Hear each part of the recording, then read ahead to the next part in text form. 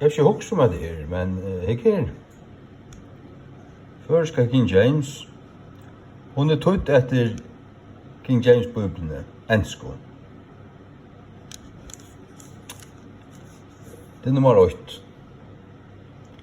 Samanbering og avføring og tilstolan opprunelig Luthers heilige skrift fra 1545, nummer 2. Danske kong Kristiansen satte bøblene fra 1640, tror Islandske Guðbrandsbøblene fra 1544, 4 manje. Omframt hinn førske bøblene, hvordan var det her? Det er tver. Victor og Dahl.